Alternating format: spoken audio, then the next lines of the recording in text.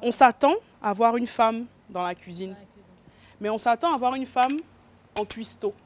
On ne s'attend pas à voir une femme en chef cuisinier qui a du pouvoir, qui a de l'autorité sur des gens, qui donne des ordres et souvent sur des gens plus âgés, sur des gens, tu vois. Et je pense que c'est ça en fait qui fait ce côté un peu, ce décalage un peu...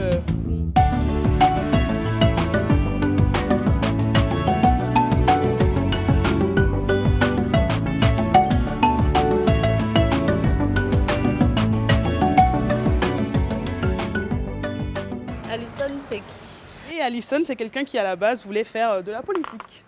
Donc qui voulait faire Sciences Po. Qui voulait faire Sciences Po jusqu'en terminale. Okay. Et puis en terminale, qui s'est rendu compte que mais en fait, ça existe des écoles pour aller faire de la cuisine. Okay. Et qu'en fait, j'adore faire de la cuisine, donc pourquoi pas ne pas faire ça. Je pense que c'est quelque chose que j'ai toujours voulu faire dans le secret. Mais que je me suis toujours dit, oh mais je vais pas être cuisinière. Ouais. Voilà. Mon frère fait ci, mon frère est ingénieur, ma soeur est en banque, je ne peux pas venir, je ne vais pas être cuisinière, tu vois. Mais j'étais comme tout le monde dans la cuisine depuis toute petite. Mes tantes, quand elles venaient à la maison, quand on me cherchait, j'étais dans la cuisine. Okay. Ma première mousse au chocolat, je dois avoir 8 ans. Enfin, mais voilà, c'est ça. Okay.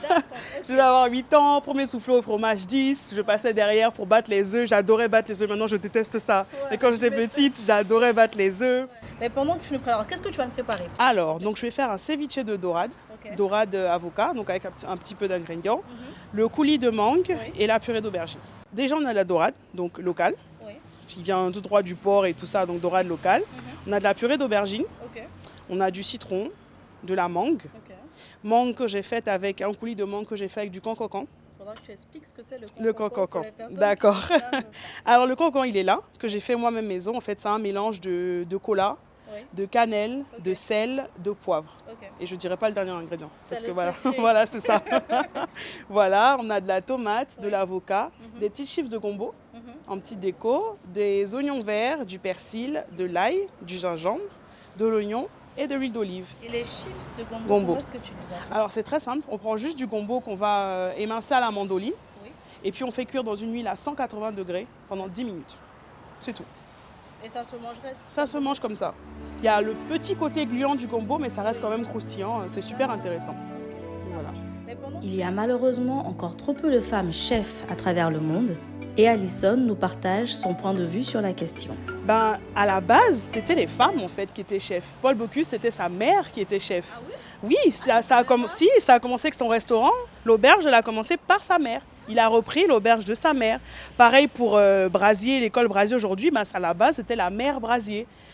Donc toutes ces personnes, tous ces grands chefs-là au début, c'était leur mère en fait. Puis je ne sais pas à quel moment, ça a switché, le contrôle il a changé. On ne s'attend pas à avoir des femmes chefs ou bien elles sont très rares. Il y en a, mais elles sont vraiment rares et c'est 2 fois plus dur je pense pour une femme. Moi je sais que personnellement quand j'étais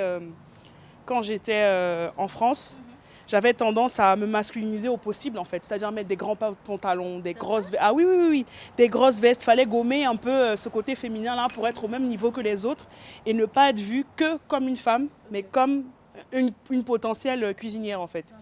Ouais. C'était vraiment... Et quand je regarde aujourd'hui, je me dis mais en fait c'est traumatisant. C'est traumatisant. À l'époque, je voyais ça vraiment, c'était l'esprit de compétition, je voulais y arriver. Mais avec le recul, mais c'est super traumatisant en fait. De devoir comme ça... gommer qui tu es en fait, pour essayer d'être quelqu'un d'autre, juste pour le regard des autres. C'est traumatisant.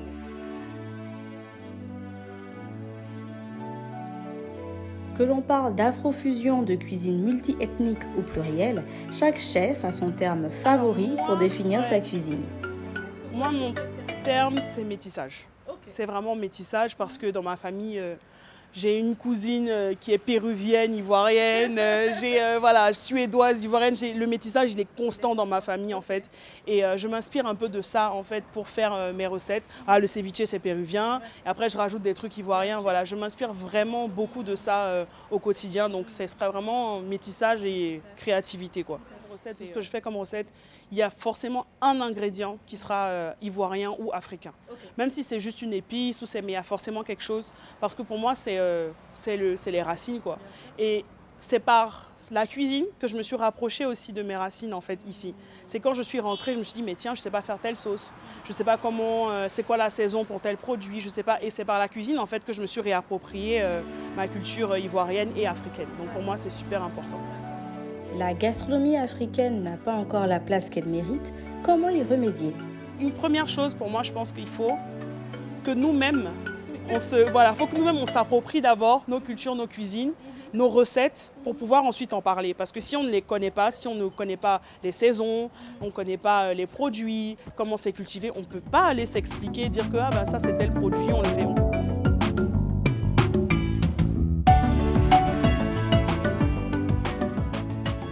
Voilà. Rappelle-moi encore. Alors ça c'est du coulis de mangue au cancan, ça c'est la purée d'aubergine. D'accord. Et puis le ceviche de dorade avec avocat, tomates. Et la dégustation se fait comment? Est-ce que j'associe? Oui, tu peux associer la purée avec le truc et puis à la fin la mangue. Ok, donc la purée. Voilà. Avec le poisson et un peu de tout. Ok, avec surtout ça. Oui, vas-y, voilà. Ok, et ensuite? Et la mangue à la fin. Voilà.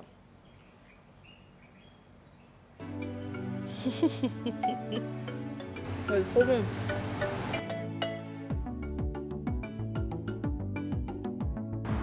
Il y a beaucoup de choses qui se passent en même temps. Beaucoup de saveurs. C'est ça en fait.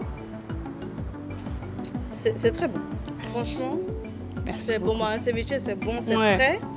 Mais il est gourmand le tien. Ouais, voilà, j'ai mis des petits trucs en plus. C'est ça, il y a certaines, on retrouve la gourmandise, la richesse, de belles associations. C'est bon.